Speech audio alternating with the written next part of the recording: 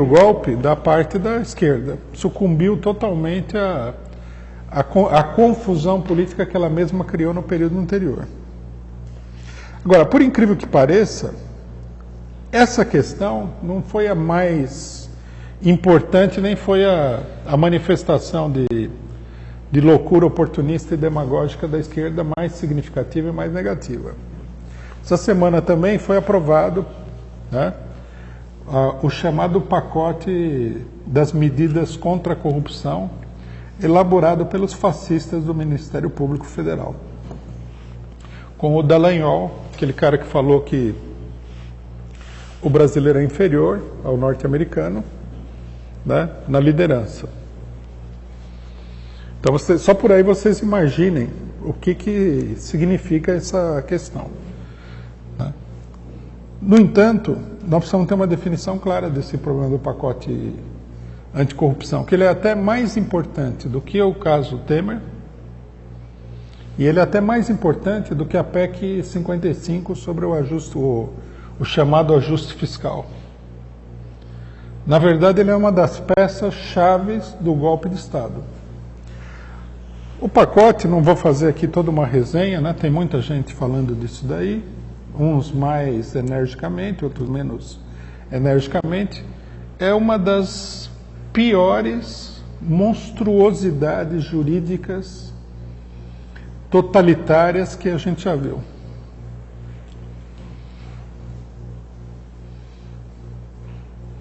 Nem no Estado Novo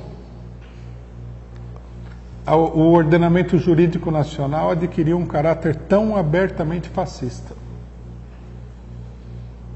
É uma coisa inacreditável. Né? Só vou repetir aqui algumas coisas que muita gente já sabe, que foi muito falado. O direito do Estado de cometer crimes contra os cidadãos, para, logicamente, conduzir a sua missão sacra de luta contra a corrupção. Porque isso aí é uma coisa... É enviada diretamente por Deus, o Deus do Dallagnol, né? Não é qualquer Deus, o Deus, especificamente o Deus do Dallagnol. Os promotores, eles querem que sejam válidas nos tribunais as provas que o Estado conseguir contra o cidadão do país por meios ilícitos. Quer dizer, se você invadir a residência da pessoa sem ordem judicial, se você usar de trapaça e várias outras coisas para conseguir uma prova, essa prova não pode ser considerada como inadmissível. Ela é considerada inadmissível por quê? Porque o Estado não pode cometer crimes.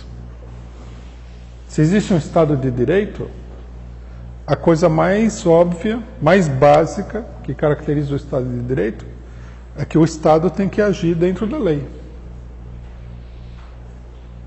Então, quer dizer, os promotores, eles conseguiram, né, a proeza, que mostra também o nível de barbárie intelectual, política, etc. e tal, que existe no país, de legalizar a ilegalidade do Estado para combater o cidadão. Outra coisa, criaram a denúncia anônima e secreta. Você pode ser acusado por alguém, você não vai ficar sabendo quem acusou você, e isso daí não vai ser revelado. Criaram uma comissão que é uma... Não é a polícia, não é a Polícia Federal, não é o Ministério Público, não é o Judiciário, é um outro poder. Criaram um novo poder na proposta do MPF, que é uma espécie de comissão macartista, porque o macartismo ele tinha a vantagem de ser uma comissão do Senado norte-americano. Então, que era uma comissão parlamentar.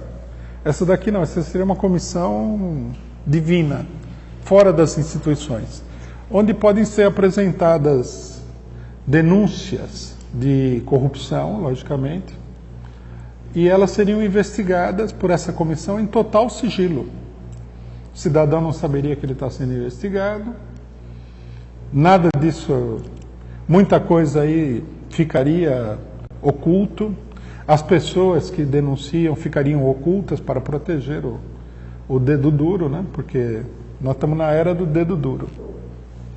O dedo duro é o grande herói nacional, né? O Brasil virou o país que o herói nacional não é o zumbi, porque vocês viram que o Fernando Holliday falou que o zumbi era escravagista e tal, né? Que o zumbi era mau. Era mau, mas não era dedo duro, que a coisa mais feia que tem no mundo é o dedo duro, né? Traição, né? Não sei se todo mundo se deu conta, na Bíblia, uma das pessoas mais malditas de toda a história sagrada, Dallagnol devia ler um pouquinho essa passagem do Novo Testamento, é o dedo duro, Judas Iscariotes. Bom, Judas Iscariotes, que ficou uma figura maldita no Brasil, ele é o santo padroeiro, né, da Operação Lava Jato e de todos os membros do Judiciário e tudo mais. Quer dizer, as tais medidas contra a corrupção, elas produzem uma alteração, eu não diria uma alteração, elas produzem uma subversão total do Código Penal brasileiro. Uma coisa que a gente deve... Quando você lê as propostas do Ministério Público, uma coisa que chama a atenção é o seguinte, isso é simbólico, né? Então, eles falam assim, altera-se o artigo tal, vai até aquele monte de farofada jurídica que ninguém consegue acompanhar e que no final vai cair na sua cabeça que nem uma bomba. E o artigo tal que foi alterado, ele é sempre de 1940, 1941, ou seja, ele é da época do Estado Novo, regime semifascista, ou fascista, digamos assim, que existia no Brasil. Pois eles estão piorando não, eles estão subvertendo completamente pela direita os itens do Código Penal que foram estabelecidos pelo Estado Novo, pela ditadura do Estado Novo. É provável que até os juristas fascistas da época do Estado Novo, eles ficassem assustados com o que está sendo proposto aqui. É uma liquidação de todo tipo de direito do cidadão, não tem nada a ver exclusivamente com corrupção, né? O Código ele ataca tudo quanto é área da vida. É uma liquidação em regra, em caráter industrial, dos direitos da população através do Código Penal. Esses direitos que estão sendo liquidados, eles não são direitos quaisquer, né? Porque você pode chegar na lei e falar, o idoso tem direito ao ônibus. Não é esse tipo de direito. É um direito essencial, sem o qual você não tem direito nenhum na realidade. É o direito de defesa, é o direito de você não ser perseguido pelo Estado, não ser espionado, tudo isso daí desaparece no projeto. É um Código Penal fascista. Eu, inclusive, não sei se no Código Penal da Alemanha nazista a coisa era tão ruim assim. Eu tenho a impressão de que não fosse tão ruim. É uma completa subversão. Então, vejam bem, primeira coisa que a gente deve dizer. O que é que o Ministério Público fez? Esses integrantes do Ministério Público fizeram. Eles estão escrevendo uma espécie de Constituição Nacional pela via da modificação do Código Penal.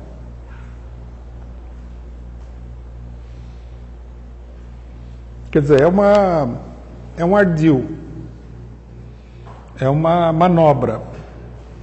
Eles pegaram o Código Penal para liquidar com direitos democráticos elementares da população.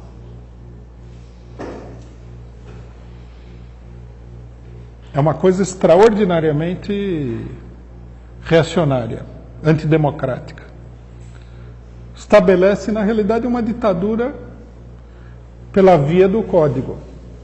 Se nós considerarmos aqui que nós vivemos num país onde o cidadão vai preso e é condenado sem motivo nenhum, com a maior facilidade, onde a polícia, conforme saiu no relatório, que a gente não deve considerar que reflete a realidade, a não ser muito por baixo, que a polícia mata 9 pessoas por dia no país,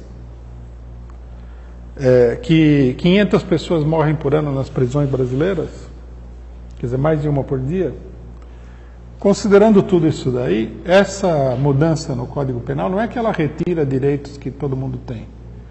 Ela é um estímulo, ela é uma espécie de carta branca para que a polícia, o judiciário, etc. e tal, tratem a população da maneira mais ditatorial possível. Quando a gente falou que o impeachment era um golpe de Estado, apareceram aí uns gênios, porque o Brasil está cheio de gênios, né? Fora o Dallagnol. E os gênios falaram o seguinte: mas como que você tem um golpe de Estado e